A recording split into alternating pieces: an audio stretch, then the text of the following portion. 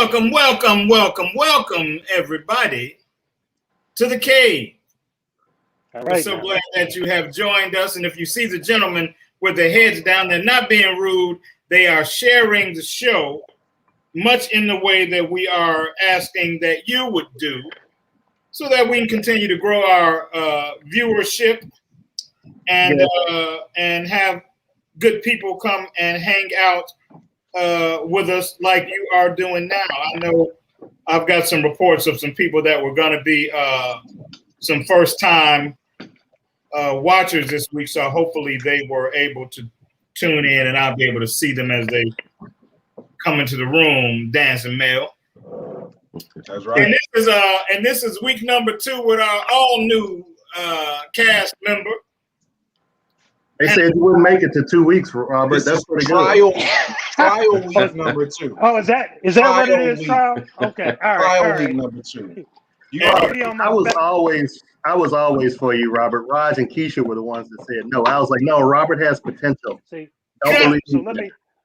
Yeah, here's. They said you wouldn't make it. They said. Glenn, you the one that told me I need to stop falling in love with potential. Right, I was gonna say. So you treated him like a suitor. That was a whole different conversation, Mel. You was falling in love with the wrong potential. I'm like, why am I single? You keep falling in love with potential. But I love you, Mel. That I love you, hey, bro. That's worth talking about. But we'll You all right, Mel? I don't know about love. Love's a little strong, but you all right. Welcome, Philip. Wait a minute. Let's not be rude, gentlemen. Give me a minute. Give me a minute. I know the protocol. I'm not going to leave Lomax the third out there like all right. that. They said you needed some prepping, Shawn. They said it. Well, they say a whole bunch of stuff. Yeah, they said it. Philip, so glad you're with us this week, man. And our typical protocol is to have the guests introduce themselves first. So first I want to know is what you're drinking, and then I want to know how you came to the show and a little bit about you. 2-3 minutes blurb on who you are, what you do. I know you're a mover and a shaker. Like I said, I've rubbed elbows with you. Usually when I see him, he's meeting with the whites. Yes. So I know he's doing the thing because in the back room. In the back room. Yeah, in the back room. Yeah.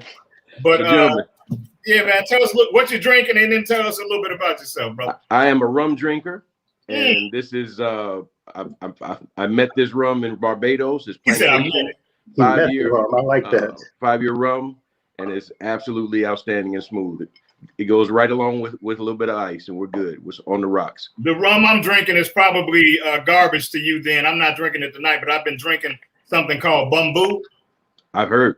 Yeah, I enjoy it, but it's probably beneath you. No, it's all about what your rum belly takes, and my rum belly takes plantation. Philip Lomax was like, I heard of it, you peasant. I've heard of that. Getting your rum out of the garbage, are you? Is that right? So that's my drinking tonight. And guys, thank you. This is truly an honor to be on a show that I don't have to talk about politics or well, we may, but it's after 5 o'clock and it's on a weekend, so it's a different discussion. I got a full name here, and you got to put the H on there because it is Beckham. Oh, Beckham. That usually gets missed, but I am Philip Lomax Beckham III. Proud of it. I have a fourth that's 24 years old, and I'm still trying to figure out how I got on this show, but this is the show to be on, and I'm honored to be here. A little bit about what I do. I am a real estate developer, and by that I mean I build a mixed use, multi-unit. My biggest project today is called 43 Green. It's in Brownsville. It's a 99-unit building, 10 stories, and it's first phase of 3. It's about $150 million project. So, where's that going up at? Is that Cottage Grove? No. That's Cottage Grove was already up. Mine is at 43rd in the Calumet, right at the Green Line, right between King Drive and Indiana. Wow. Right at the Green Line station. I lived at 40. I lived on the corner of 42nd and Calumet, so I know that. I know that. So it's a lot going on. So that's been going on for the past 2 years. I've just recently become a hotel franchise license owner, Right. and Nice. that's going to be That's part of awesome. the deal. So learning a lot. I'm at 55. I'm learning more than I ever had since birth to 30. So and it's all good. So if you want to know a little bit about my family, I have 3 kids. I got a 24-year-old son. He's number 4, Philip Beckham IV, and I have twin daughters, Madison and Mackenzie. They're 21. So full life.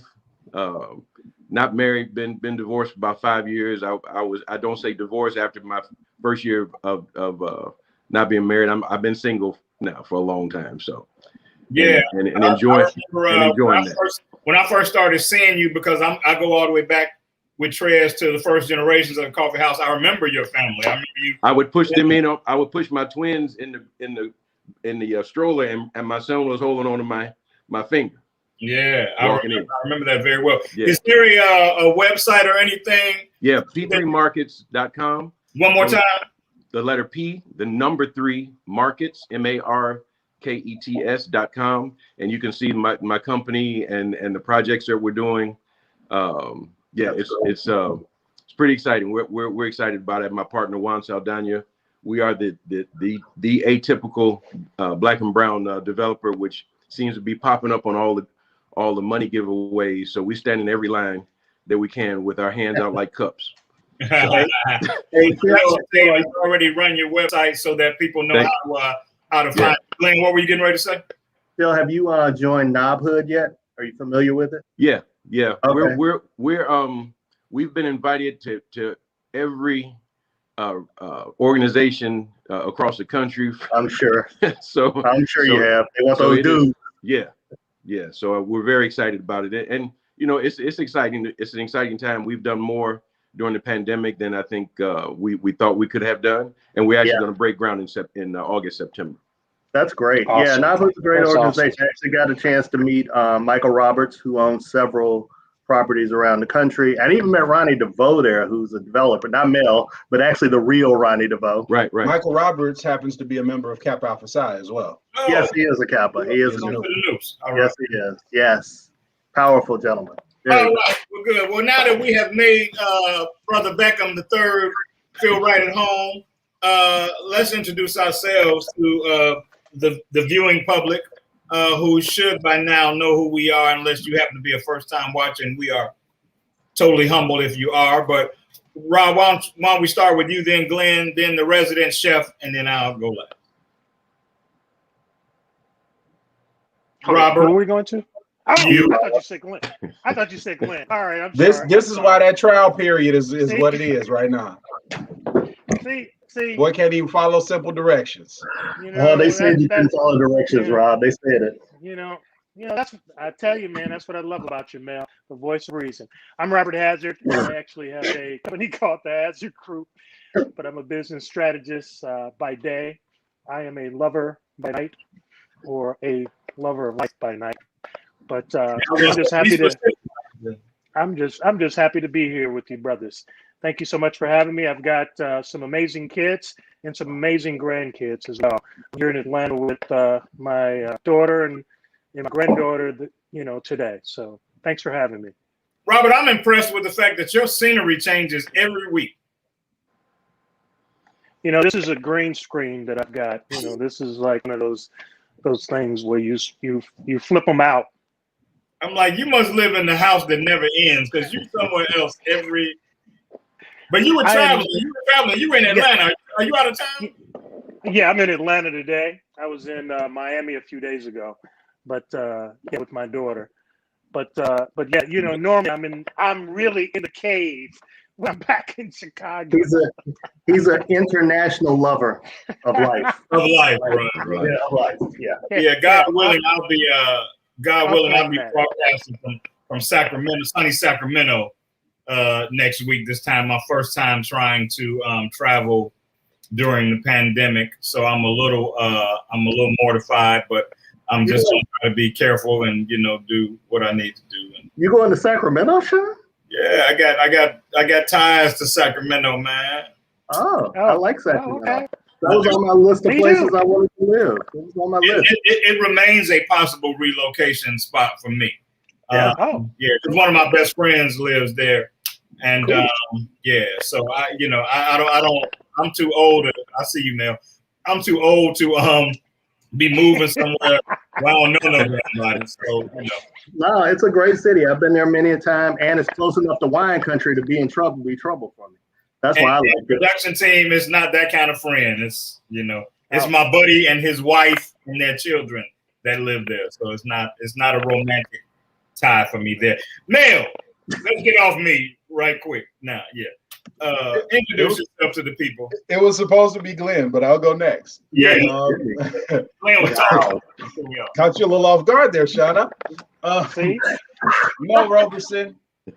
I'm a 6-time Amazon bestselling author, entrepreneur, serial entrepreneur. I own a company that does professional development seminars for small organizations all the way up to Fortune 500 organizations. We have been doing a lot in the diversity, equity, and inclusion space as of late with everything that's going on in the world. In addition to that, I am the resident chef for The Cave. I'm making a vegetable stir fry this evening. And I am also an actor. So most recently seen on Chicago PD as Random Black Detective. Is that what y'all call me? Random, Officer Random Black Guy. That's what they say. Random, but it has to be detective because I play a homicide detective who actually has a name that's not random. That's what they call you. I don't do that. So, yeah. I call you Mel. Every detective is an officer, but every officer isn't a detective. Just like every bourbon is a whiskey, but every whiskey isn't a bourbon. So you are Officer Random Black Guy. And okay. And I'm also wearing a shirt by my friend's sister. This is Ideal Design in honor of Black History Month. She has a shirt that says Black History Year because 28 days is not long enough to talk about the greatness of our people. So I'm glad you mentioned that, man, because I actually was going to suggest that we all wear some kind of, African or something sensitive to this month. But there's so many different reasons why not to do that. So I just, Glenn. Oh, I do get to introduce myself now, Yeah. I thought you were going to leave me out. Of course you do. Save the best for last. I get it. Anyway, my name is Glenn Murray, and I am the co-founder of G Rose Productions. I wanted to mention G Rose first because we helped co-produce this show with NDTV. What else do I do? I own 220 Publishing, which we've had a couple of best-selling books lately. Glenn, all I do is wine Murray. Don't look at the message on the screen. Just ignore our producers because they've been drinking. And we're going to replace them. They told me I needed to replace them, and I will be. Anyway, glad to be here. Glad to have Phil here. Glad to have Robert. Glad to see Mel and Shawn. Really missed you guys from last week. It's been a week. I haven't seen you guys, so glad to be back. Can't wait to get into the subjects. So let's get to it. Yeah, you just don't want us giving you a hard time. You always rush us into stuff when you think there's some heat on the table for you. So wait a minute, is TJ Curry your friend? Because she be coming at me all the time. She must be Team Shawn. She is a longtime friend of mine, and she is definitely Team Shawn. All right, TJ Curry, I see you. All right, I see you. Just letting you know. We've known each other since we were about 17 years old. I am Shawn Mason. I'm honored to be the host of The Cave for 30 some odd weeks. I'm a professional photographer. You can locate me, my work at evanmarcusimagery.com. I've also got a history of music in the city. You can find me on Instagram at It's the Crooner. You can see some of my videos on YouTube under Mason the Soul Singer or Mason Cover. You can find those things. I'm also a blogger and a writer. My blog is thelensofmylife.com. And I plan on doing a little more of all of those things in 2021. So hopefully you guys will ride with me and rock out with me, and we'll have a lot of fun. Mel, did you see how I did all that without any self-deprecating energy that time? Did you see that? I just said what it's early, Shawn. Don't try it. It's early, Shawn. You still got about 46 minutes to get there. Okay, I'm just saying. I'm not ourselves on the back yet, young man. I'm trying to learn from y'all and let y'all steer me and direct me. So, Oh, and I forgot to say, I'm the steadying influence. Unlike Mel, who has to put the voice of reason on his. Everybody knows I'm the steadying influence on the show. It goes without saying. Can we get going with the show, please? Because Yeah. we got a lot of topics to cover in a short period of time. Yeah. And So listen, y'all threw something out there a little earlier that made me want to go back to it. The idea of potential. Now, I don't think that very many men are groomed to be attracted to a woman's potential. This is my belief and me speaking. A man is very likely to meet a woman at her address and either be okay with that address or not okay with that address and move forward with her. Whereas, and I'm not saying it's a bad thing, but a lot of women look at who they think you're going to be, or who they think you're on the road to becoming. I know for sure that I have a relationship that began that way with somebody saying big things in my future, and they were like, I need to jump on this now. Boy, were they disappointed. But that was self-deprecating, Shawn. You know that. No, that was just the truth because it didn't play out the way they thought it was going to play out. Did say I'm not successful. I just wasn't what they thought was going to happen yet. So what do you guys feel about that? Like sometimes I feel like that's very loaded because you then set yourself up to be disappointed and feel like you've been cheated if the person doesn't become who you felt they were going to become. And it doesn't mean that they failed. Their life just taken them in a different direction. Something may have happened that took them in a different direction, but ultimately they don't become the person that person laid back and said, ooh, in 10 years, Philip is going to be doing these things. You know what I'm saying? And then that's not what happens. What do you think about? Is that safe? Is it fair? Philip, let's come on with you now. I think it's fair because you can't help but do it. But I've always, I was married for 19 years before I got divorced, and it was that was a I fell in love relationship. That didn't have anything to do with anything. My first time falling in love, and it wasn't about potential in anything. And since then, I've grown to not if I like a woman. I what she does, what degree she has, or what she's going to do, is not really my number one on my mind. If I like you, I like you, and if you have some things, if you have a life that's going to do some great things, please, I'll help you. I want to help you get there, but it's not part of what I'm looking to jump on and with me, it's more of helping to enhance that, but it's not number one. On my list at 55 years old, because I'm not getting married or having more kids. So right. But before I hear from the other fellas, I want to then ask you: do you think that's do you think that men sit in that space more easily, more readily? Being able to look and say this is what it is. Because men aren't seeking providers. Right. Exactly. You know what I'm saying? You're exactly right. We're not seeking providers, and I'm glad you specified men, because I hear a whole lot of older boys that are seeking support. Absolutely. No, I'm not looking for. Right now it's just looking for someone to share what this part of my life. So, do it. And the great thing about it is, if you have your own life and doing your own great things, please go ahead and do it, and be a part of what I'm doing when we need to be around each other. So I think potential is at this point, no, it's not high. It's not the top three. You gave me something good I want to come back to. Robert, what do you think about it? Is it fair? Is it commonplace that women look at a man and assess his potential and incorporate that into whether or not she's going to give him any of her attention?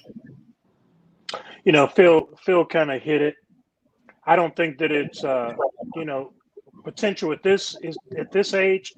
I'm giving you the potential because I think that I have some great things that I bring to the table. I've been doing this for over 50 years. Being the lover of life.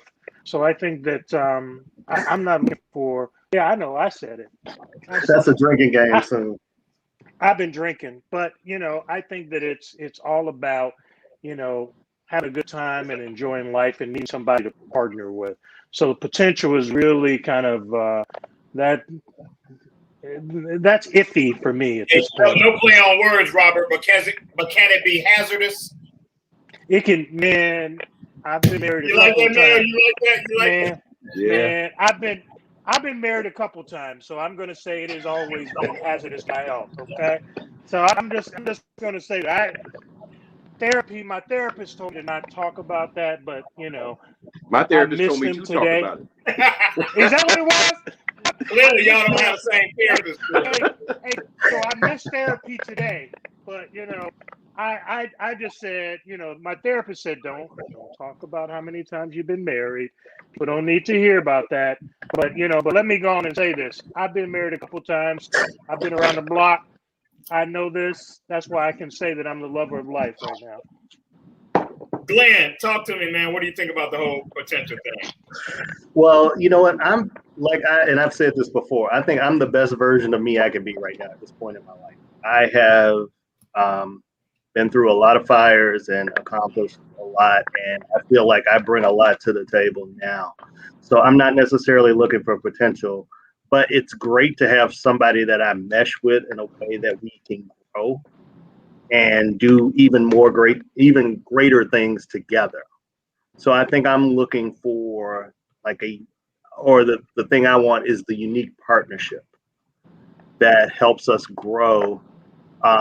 Because I think you should have reached your potential by now. Once you get to your early 40s, this whole, you got so much ahead of you needs to end. You need to reach your potential. You need to figure it out by then. By the time you get to your fourth decade, you should have figured some stuff out. I was about to say something else. You should have figured some stuff out, though, by then. Because seriously, you can't keep living off your potential. But the question becomes, can you not see a value in a woman who has not done things like that?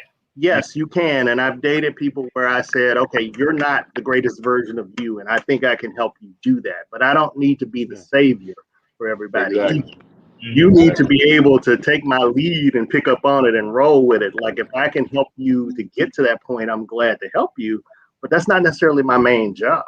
So then are you saying then that you would rule out, and Mel, these are all questions I want you to feel when you come aboard. But don't worry. It was my statement. Don't worry. Okay. I'm just waiting. Ready.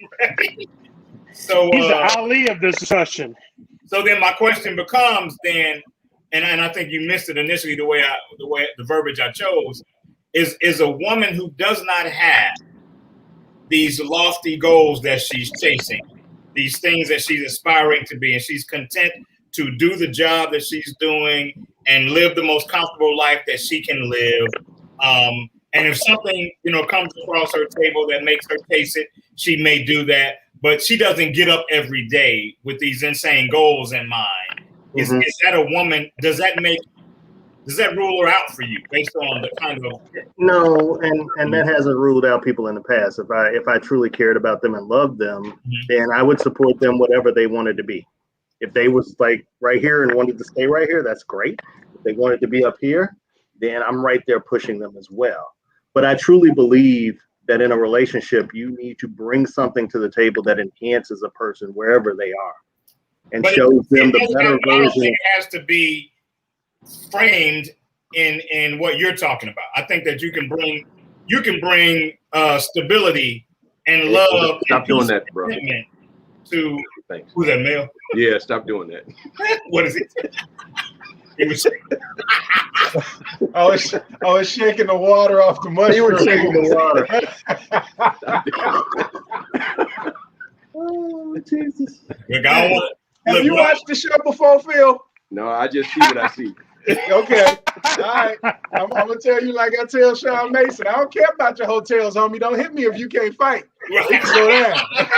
I'm just a spar. I don't fight. Hey, Phil, let me it's only good fun, bro. It don't take much for that dog to bite. I just want you to know that. You look at that dog wrong, he's going to try to take your leg off. Look, you could have been reaching down trying to get him a treat. and he thought you was looking at him hard, and before you was free, you ripped your whole throat out. That's No, that was a good one though, dog. That was a good one. I appreciate that. Hey, Mel, jump in here, man, please, and give me your insight, because it's actually giving birth to some other questions that I have. So is this better, Phil? If I shake the water off of here. So here's my take on it, right? When I talked about falling in love with potential, I wasn't saying that the person's not where they need to be on their career path, right? It's the potential of the relationship, the potential of who this person could be for you. And they might be deficient in certain areas that you need. And it can have nothing to do with career. It could have nothing to do with finances, right? It could have nothing to do with who they are in the world. It's more of the potential of who they could be for you, but they may not have the capacity, availability to love you the way that you need to be loved, right? They might be, emotionally unavailable or even physically unavailable to a certain degree or extent, right? I got a friend that he's like, man, I don't know why I keep getting attracted to these married women. Fool, what are you doing, bro? Like, come on, dog. Like, they are not for you. They are for their husband. If it was really that bad, they wouldn't be with the person that they're with, right? You know what I'm saying? Like, if a person really wants out, they'll get out, right? So the whole potential aspect doesn't necessarily have to be because you haven't hit your career goals or you're not at six figures yet, or whatever the litmus test is that we're given for people to be there. But to talk about something that Glenn talked about, saying that by 40, you should have it figured out. I don't know if I necessarily agree with that. I mean, Ray Kroc didn't get it figured out until he was in his 60s, you know what I mean? And built one of the largest franchises in the history of mankind. So you can be on your way, but I don't even think that I've hit my entire potential as of yet, right? I think I think I have a lot more ahead of me than I have behind me. But there's trajectory, Mel. There's trajectory. Nobody's gonna be with you and be like, well, that Mel is a real slacker. Nobody's gonna be like, I need to get with Mel so I can give him a boost. You don't need a boost. Ends are meeting, and you're doing things right now. And I'm saying that you need to at least show some glimmers. Like, how long are you gonna be a blue chip prospect without any numbers behind it? But Glenn, some people beat their head against the wall trying to achieve those goals, and they don't have any success. They don't have any shine. What they have is stick-to-itiveness. And so you don't have anything that shows you what their real merit is until the home run happens. And so I think the only way something like that becomes a haunting thing is if, that potential is something that you actually seek. Right. Are they actually working on themselves? What I'm saying is, I'm looking at the fiber of Glenn. That is something that is vital to you and a woman, right? And so you prioritize it a different way. True. Everybody doesn't prioritize that because check this out. Some people don't have the leadership skill. Their best gig is to ride shotgun with the person with the leadership skill. No, and that's true. They are the best. And that's fine. And I agree with that. I haven't dismissed people in the past because of that. Yeah, you had. No, I'm just playing. I'll drink to that. Yeah. I got 10 numbers. Glenn, they said I dismissed them because of their potential. Dismissed them because they wasn't working hard enough. They didn't have goals that you could appreciate.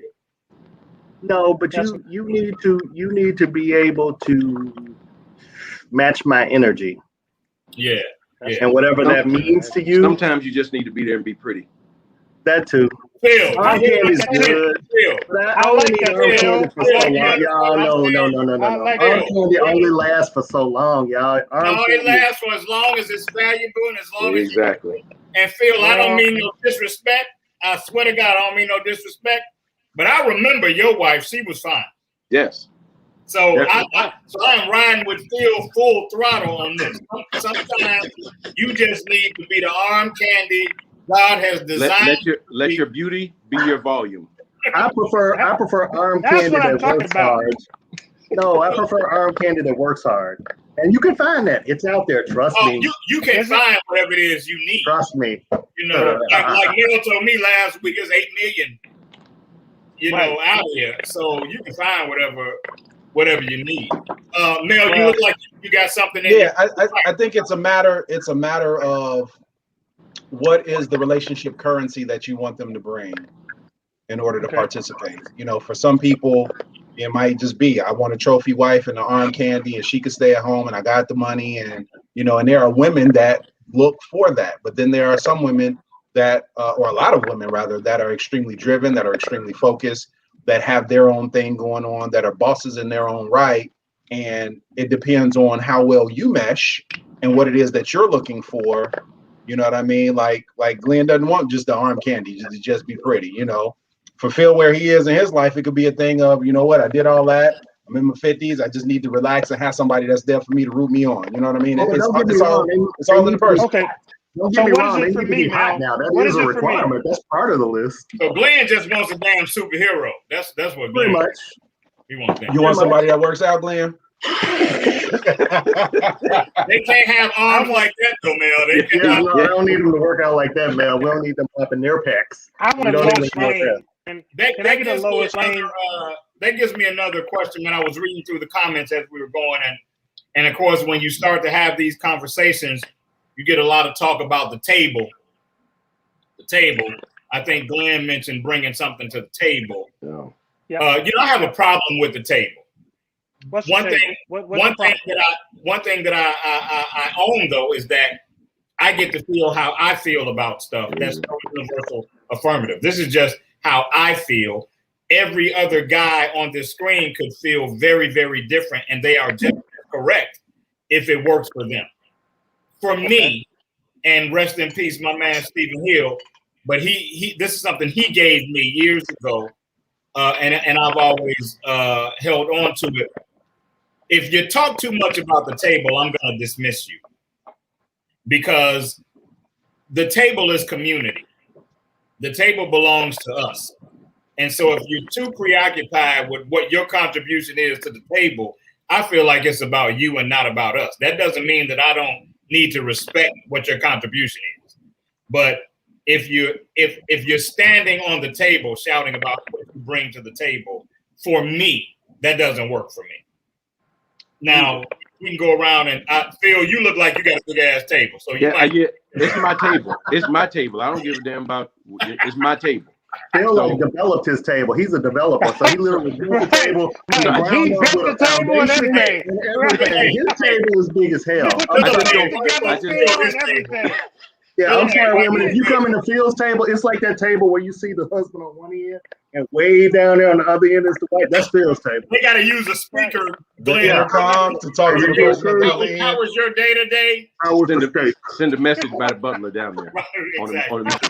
No, you're getting ready to I just don't buy into all of that. It's not that, to me, it's not that complicated. First of all, I let you know what I want and what I expect, and then you either fit in or you don't, and it's cool either way.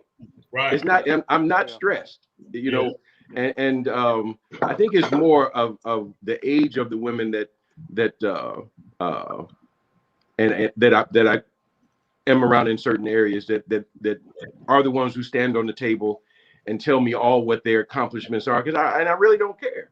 Right. I mean, I think the accomplishments are good for you, but it's not. That's not going to be something that. That's not going to be something that's going to change my whole thought process about what you are. Because if I like you, you don't have to have 9 degrees. Right, but it's hard to have all of that. It doesn't mean anything to me. But it's hard. Phil, the production team has officially nicknamed you Phil. I will develop your ass, Beckham. Okay, we'll go ahead. That's cool. And they have to stand on the table. Yeah, now they can stand on the table, but not for that reason.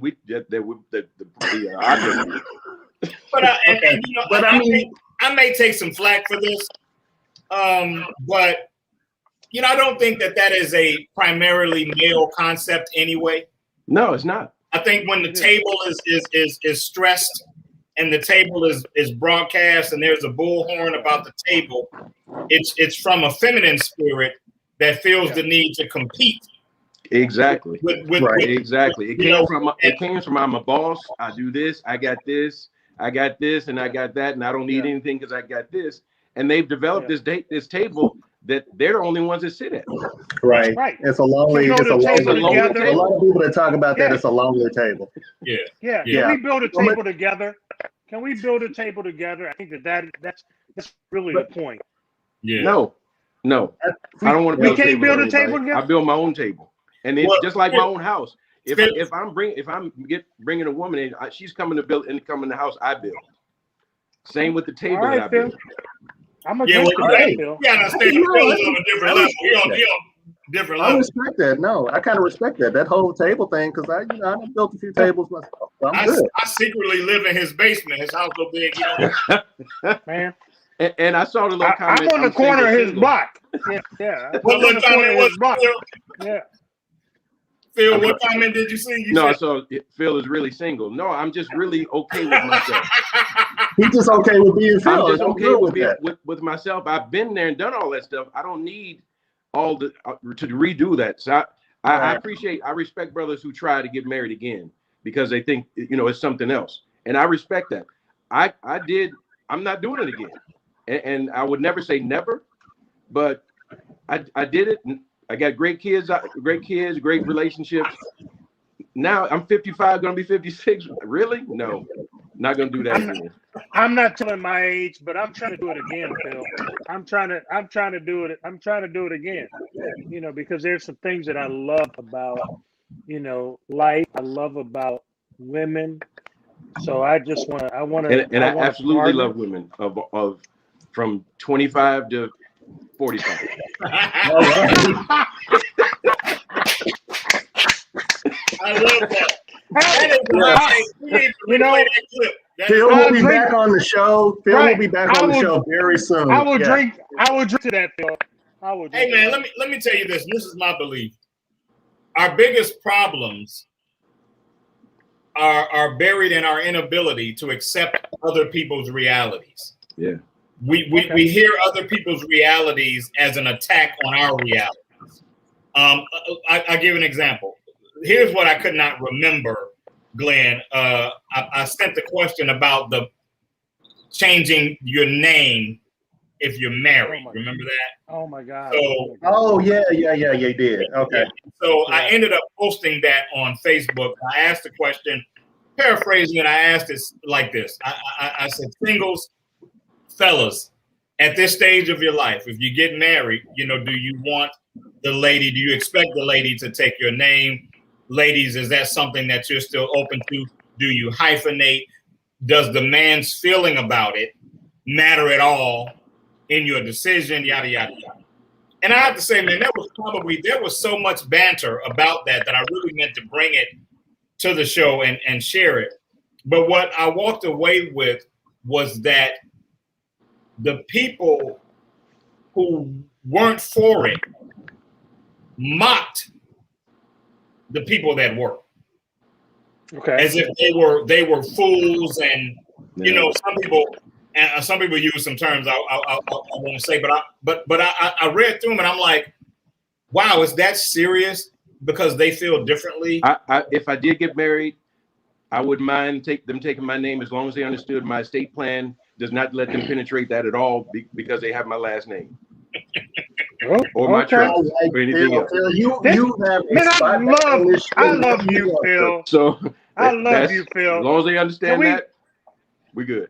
So the subject matter, to me, the subject matter got lost in the attitudes of the people answering the question. You know what I'm saying? I'm like, why are you so angry about it? I mean, either you're with it or you're not. Why are you mocking the people that want to do it? And it was just, and I was like, man, are other cultures like that? Are we the only culture that when somebody disagrees with us, we think we should attack them? Yeah, I don't know.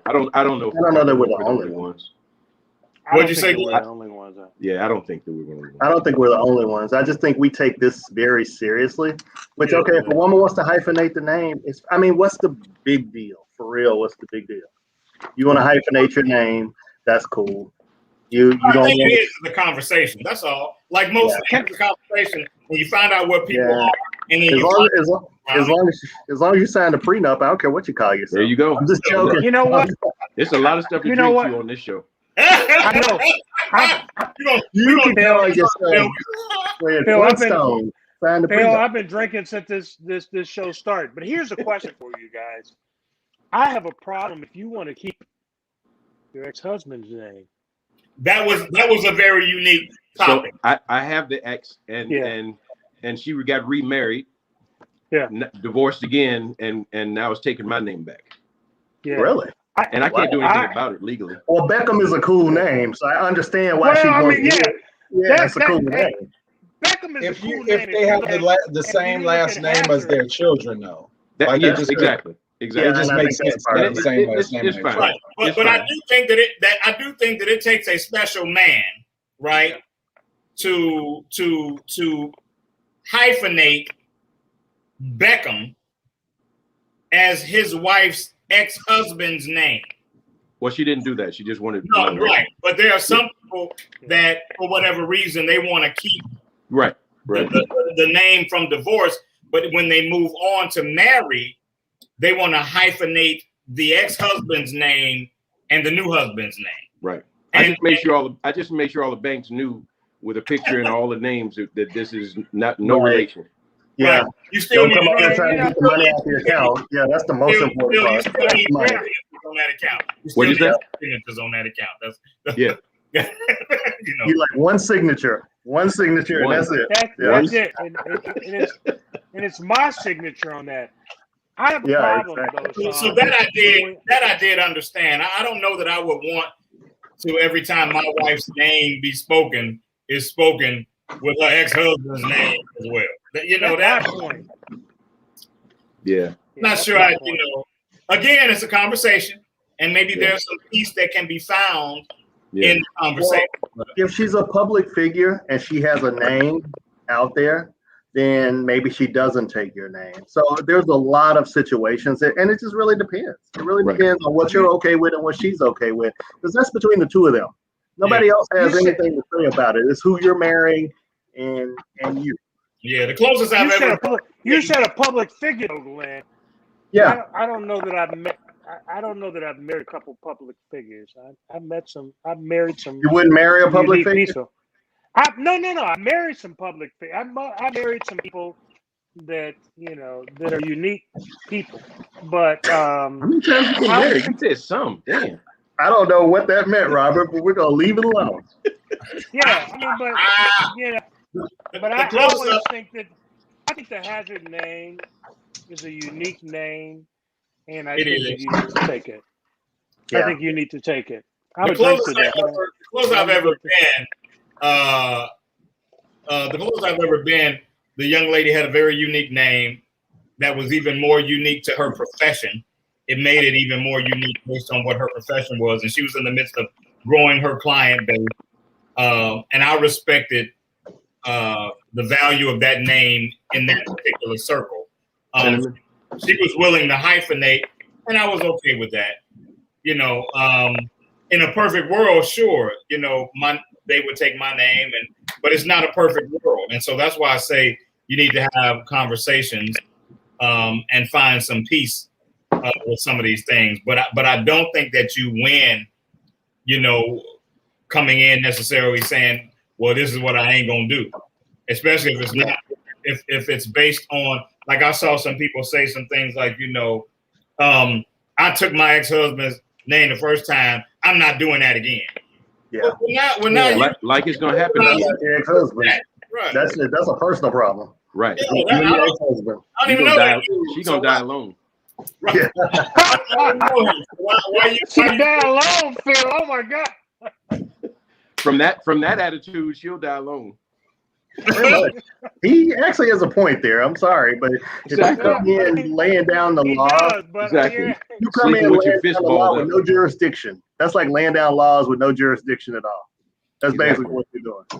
Hey, how many dates, man? How many dates before you feel like we're on to something, and it's a relationship level engagement? Is it? I have a very different answer when it comes to that. So, but I want to hear Chef Mel. I want to hear what Chef Mel has to say. Yeah. I believe Chef Mel is going to answer it almost verbatim the same way I would. He's the voice. I think it's more about the person than the number of dates. You know what I mean? Like I can't quantify. It's more qualitative than quantitative, in my personal opinion, because there have been people that I've gelled with right away. You know what I mean? And it was like the velocity of our relationship was just so amazing based on the qualitative factors of our relationship as opposed to the quantitative, you know, oh, it's been this long or this many days or we've done this, you know, this amount of times we've had dinner and all of that other stuff. I mean, some people you meet and you feel like you've known them forever, you grew up together or whatever. Then some people is like, man, it took me a year to find out that you were an ass. Like, you know what I'm saying? Like your representative was there for a very long time. So I'm more about the quality of it all than the number of dates and all of that stuff. We do ourselves a big disservice always trying to put stuff in a box, you know, and structure things. Like things aren't always structured. I got a friend who he and his wife consummated the night they met and been married 30 years.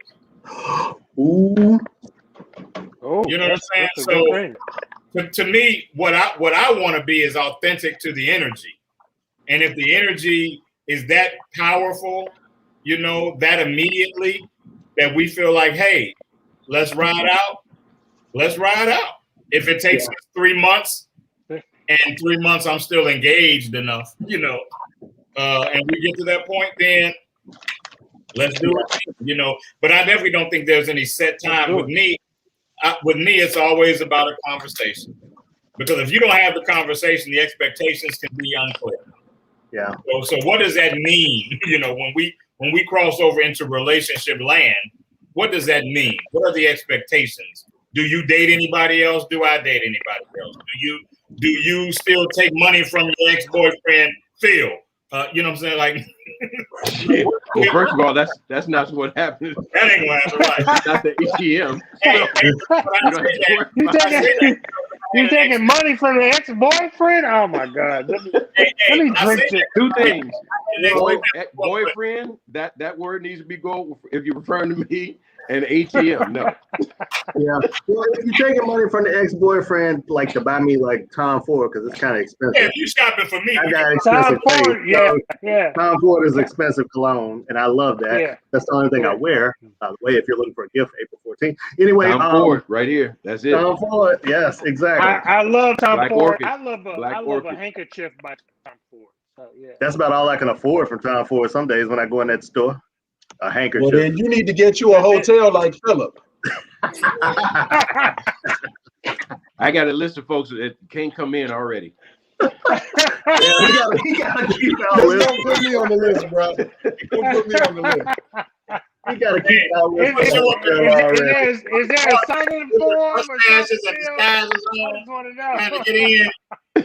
I'm like, if you need to get money from your ex to get me some Tom Ford, I'm not gonna be mad at that. Totally. Hey man, I'm gonna be like, oh, you shouldn't have done that. Oh, it's Tom Ford. Okay, I'm gonna go and let it slide this time. But I agree. There's no date number that I use if I'm interested and want to move forward. It's if I'm interested, I actually want to take longer and date more if I'm really interested. If I'm not, it's right. It'll be like the days. Phil. Yeah, it'll be like the days walking into Dejois. You already knew. You figured out in the first 13 minutes. When you know what you're gonna do and get out of there. You went there with Dejois. You went there. Dejois. Oh my God, you didn't went there with Dejois. First 15 minutes, you already knew. There they are right there. I was with Steve Dejois. I moved to Chicago after the Dejois days, so I feel like I missed the whole cultural Chicago thing. I didn't move here until so I missed the whole movement there. I barely got the warehouse. Here's my claim to fame. At warehouse. Oh my God. This is a true story. It had to be around 1992-ish. Lord, I'm dating myself. Bernie Mac opened for me at Dejois. Okay. All righty. Because he performed first and got silenced at all jokes aside. People just staring and looking at him. Wow. But you could go from Dejois and then we go to Entis if it wasn't working there. Entis. I remember Entis, yes. Or Jazz I remember Oasis. that too. Yeah. Hey, man, he was running late. Jazz Oasis. He Jazz pulled up. Oasis with He pulled up in a John white Moultrie. Ford Escort. Okay. Exactly, a Ford Escort. He pulled up in a white Ford Escort. He was so late, somebody else had to park it. Dang. And this is when he would tell that story about his brand new car. He kept getting up out the bed at night and looking out the windows at his brand new car. Yeah, that's my claim to Still fame. naming all the clubs he owned. No. Well, I had enough money spending there. I should have had some shares. You should have had an interest in it. You should have some shares. I know. I should own part of the House of Blues. I'm gonna call Dan Aykroyd and ask, can I have a piece? Because I spent so much money in the House of Blues Foundation. Yeah, the dating thing, I agree. I don't set it. There's no 10 date or 5 date. If I'm interested, it's going to take longer because I want to get to know you and I like listening to you. There's a point early in dating when if I'm sitting there just watching your mouth move and I'm not listening to what you're saying, then that's about it. Yeah, that means somebody can't tell whether or not you engaged or not, though. You know what I'm saying? And they Exactly. just you vacationing in Dubai. While they talking, that's it. Literally. Hey, but let me ask y'all something. He's not even listening to their voice. He's watching them, Right. Just watching their lips move. Man, Phil, I appreciate you, brother. I appreciate you, man. Let me ask y'all something. And I've gotten some bad raps for this because I have a lot of platonic female friends and they always kind of, chide me and teach me and whatever. I'm a very, very transparent guy. No, okay. Not you. Not Whatever. you. That can't be. Hey, Glenn, I brought you something. Hold on. See, there goes the PG rating on the show, Shawn. See, they said you would do that. The producer said that you were going to be an issue. I stopped cursing so much. It's not Sunday. What do you think about that, man? I'm part of it is because I don't have a lot of time to be wasting. Exactly. So I'm going to tell you the good and the bad, so that if the bad is something you can't rock with or you can't roll with, then we won't be dancing around here for weeks, until you discover it. And then you decide, okay, that's not going to work. But I learned when I started dating again, then women didn't listen because I thought it was me. I didn't listen because I would tell them up front, I'm not going to be your boyfriend. I'm really not shit. I'm sorry. I'm not any of that. And I have other priorities and may not text you back. And then once I leave that silence there, then I leave the silence. They say, give me your phone. So already knowing what I just said, either they didn't listen or they don't believe me, but they put their phone number in my phone. And I think the bigger story there is that women often are their own biggest hype man. Big time. And they believe that they can change your direction. Because I've said, if you got me between the ages of 16 and 30, what you're sitting on, it would change me. But what you're sitting on now won't change me. Right. It's not going to change me. But there are a lot that think it will. And they go, okay, he said he don't want this or that, but I'm going to change that. My uncle told me, my uncle told me when I was 16, he said, be patient. God makes new pee every day.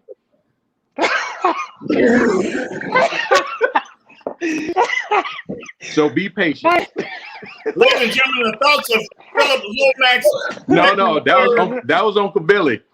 And I didn't know what he meant till I was about 25. I'm like, oh. All right, we're gonna toast to Uncle Billy tonight because that was good. Yeah, Uncle Billy.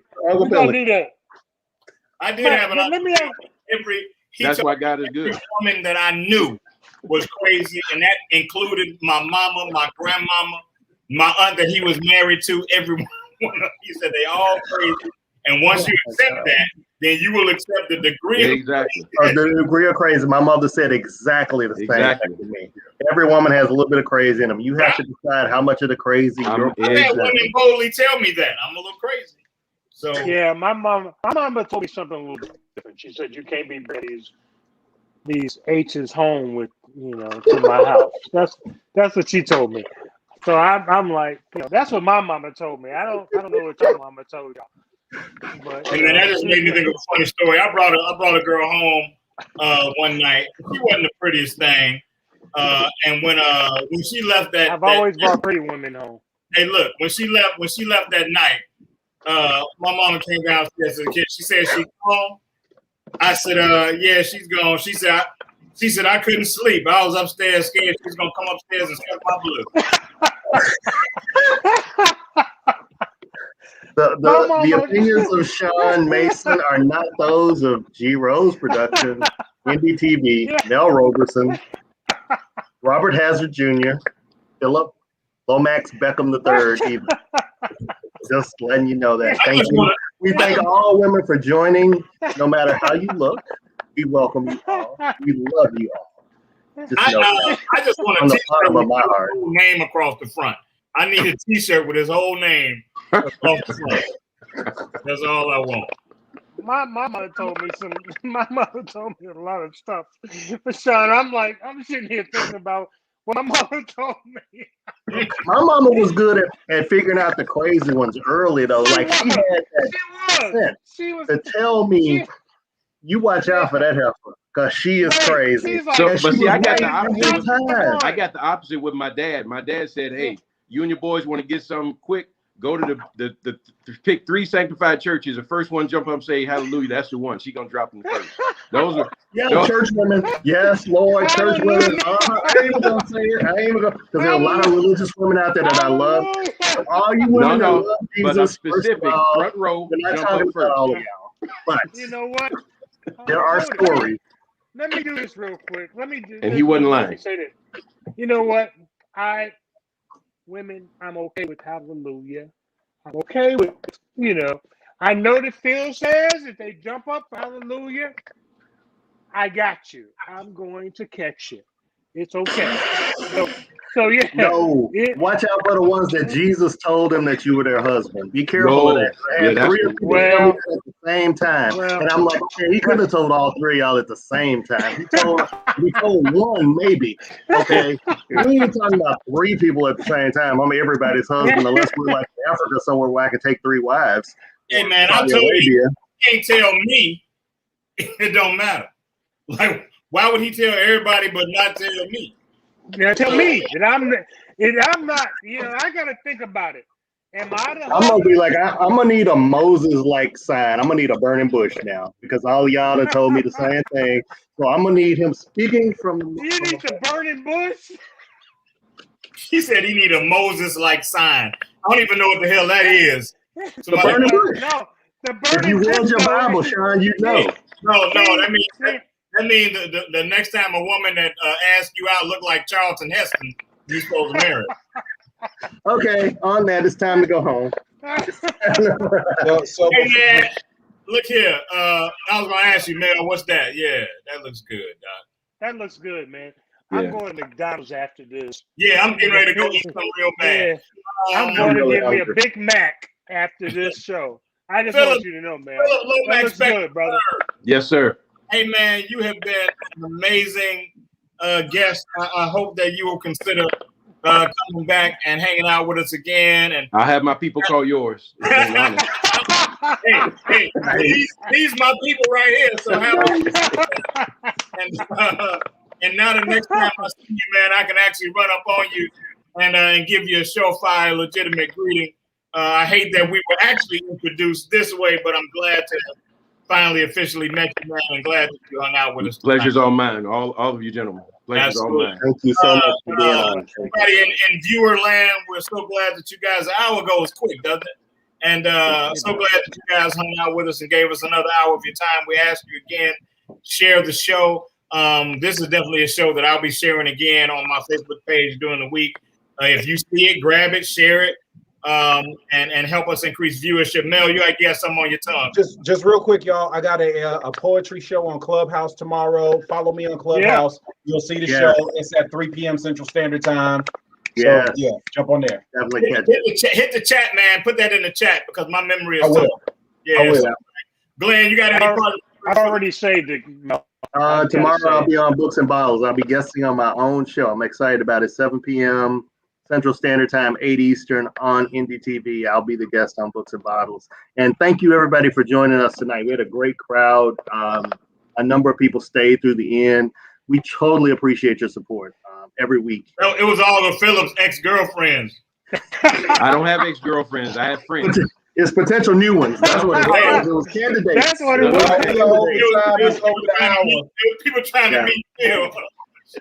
Hey, Phil, hang out after the show. Hang out, Phil, once we close. We do a little wrap up. Robert, before you go and drink some water, is there anything you'd like to share with us? You know what? Thank you so much for having me tonight. You know, I try to be the lover of life. You know, it's all about making people smile. You know, but at the end of the day, I am actually a business strategist. So I will help you with your business needs and things like that. Outside of this, you know, gentleman's jack that I'm having tonight. But yeah, thank you so I'm much drinking for having 4 me. roses tonight. I'm with you. Yeah. Thank you so much for having me. All right, guys. I appreciate you all, man. Till we do it again. This has been live from the cave. We'll check you guys out next time. Camped out at home for COVID? Join us, Indie TV, where you will see the talk shows, movies, drama, action, and comedy. Be the first and see it first. Sign up now for free at Indie TV.